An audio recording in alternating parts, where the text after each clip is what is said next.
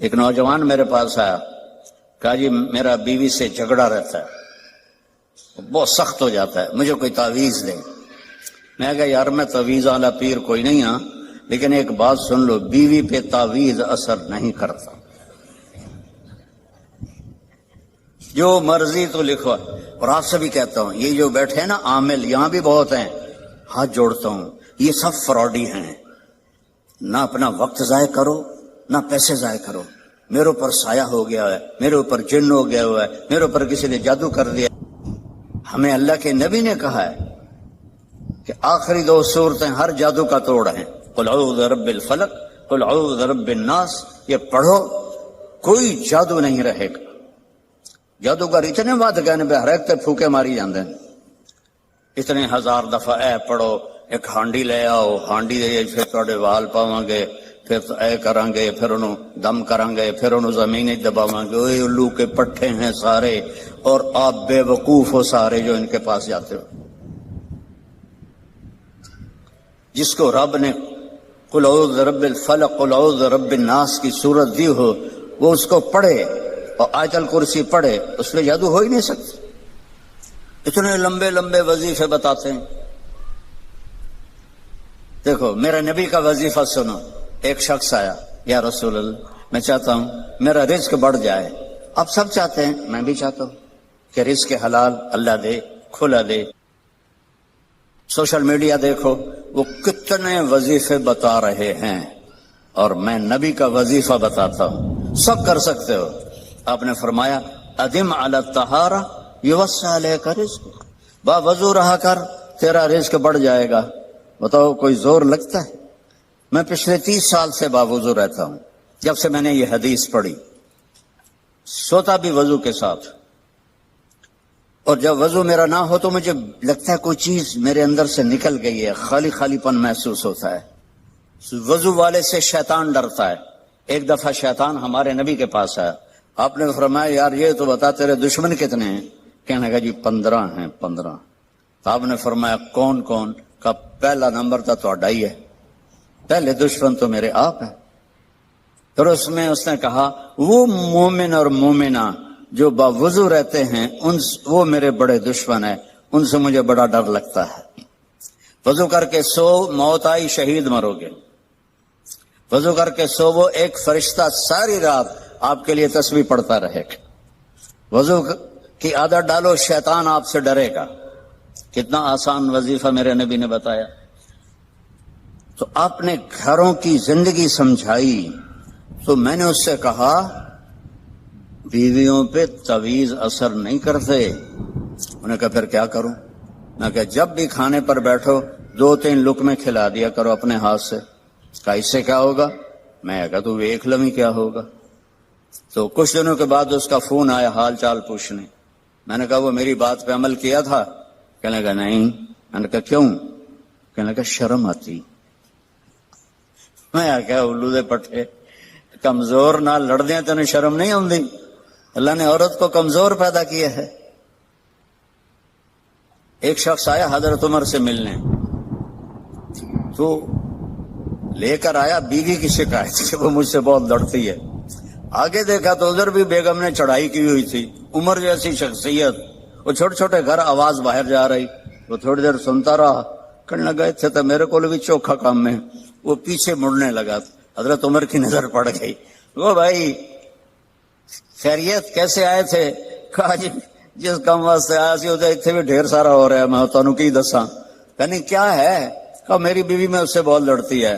تو میں نے دیکھا آپ تو امیر المومنین، اتنی ہیبت تھی، نائی ان کی داڑھی کا خط بنا رہا تھا، ان کو چھینک آئی حضرت عمر کو، تو نائی کا پیشاب نکل گیا روب سے۔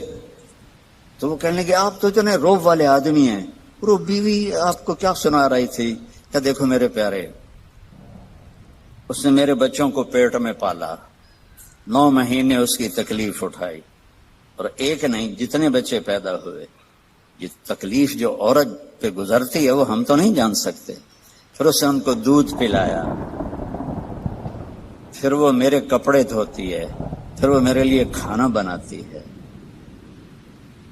پھر وہ میرے گھر کو صاف ستھرا رکھتی ہے۔ تو اگر تھوڑا بہت وہ بول پڑے تو یہ تو بہت چھوٹی چیز ہے جو اس کا میرے اوپر احسان ہے۔ میں نے کہا جا، کھانے کا وقت تھا دوپہر کا، اس کو لقمہ کھلا پھر مجھے بتا۔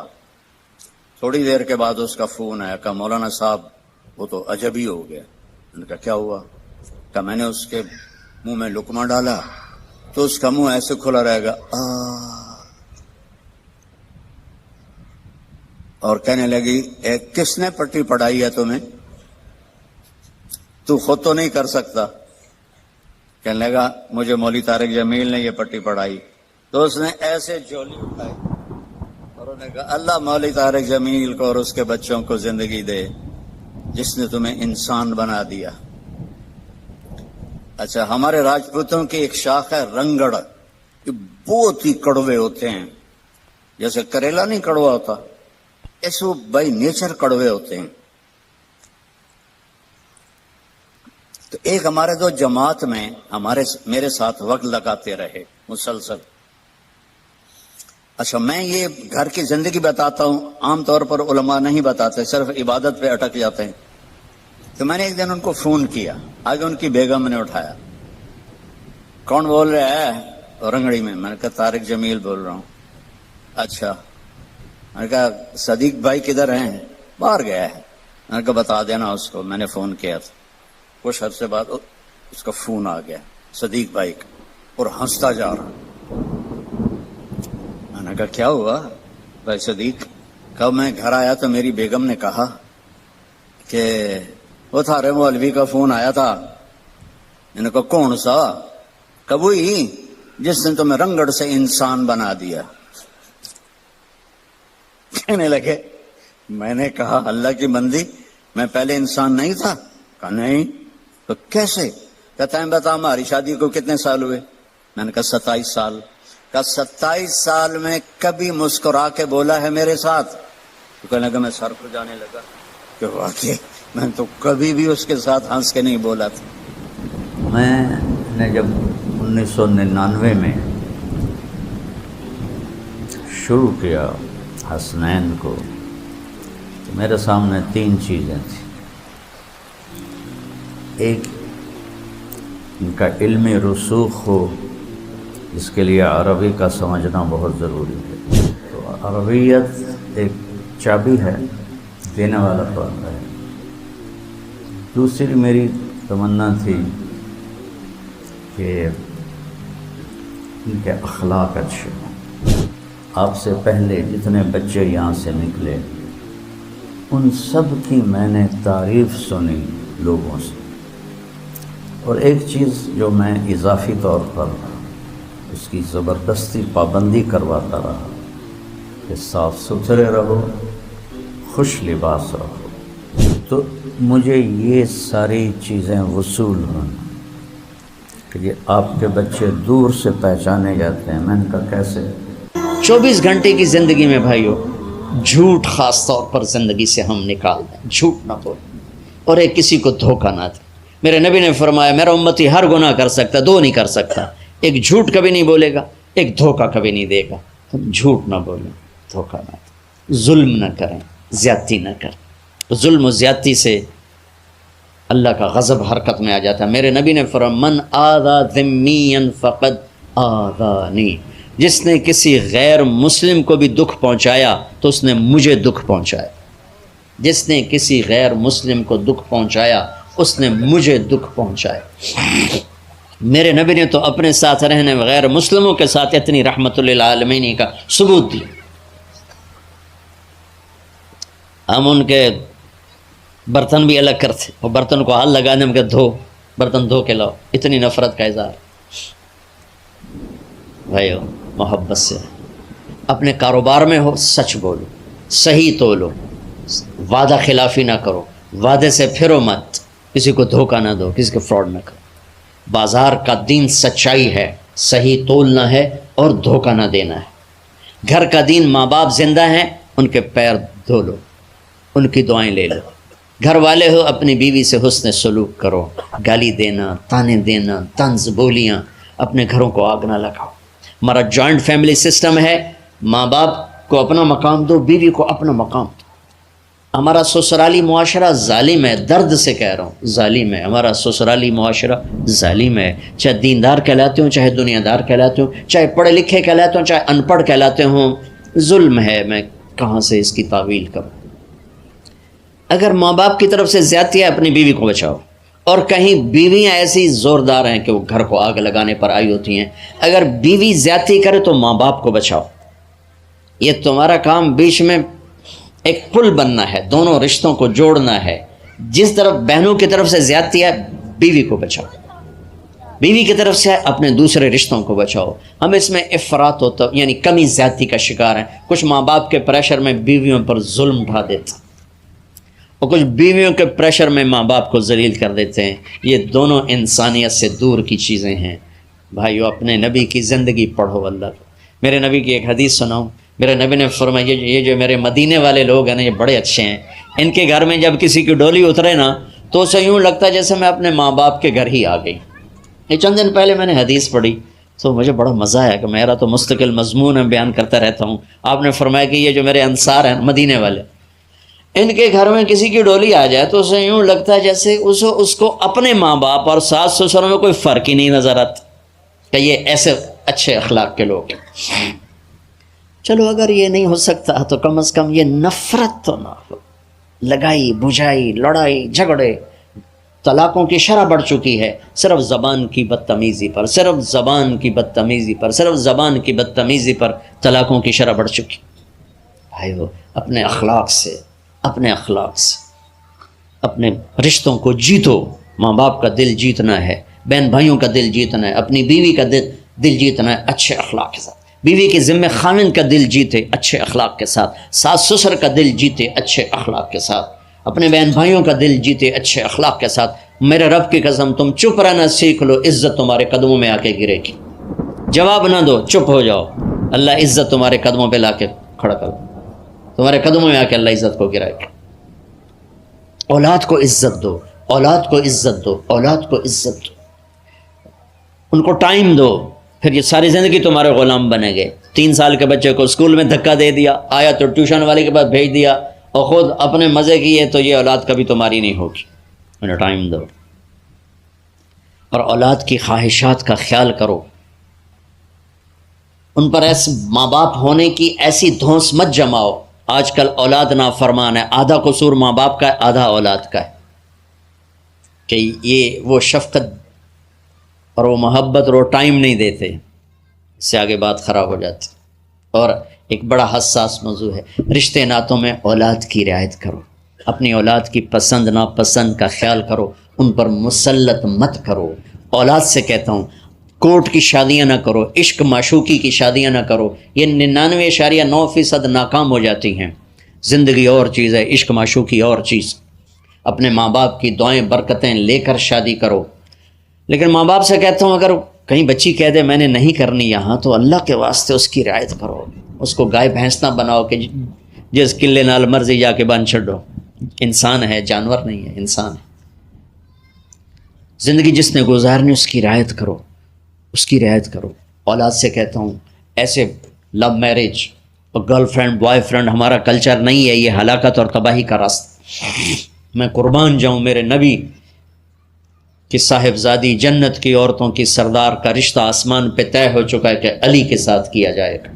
خبر آ چکی، جبریل آ چکے ہیں کہ یا رسول اللہ فاطمہ علی کے لیے، اور حضرت علی رشتے کا پیغام لے کر آئے،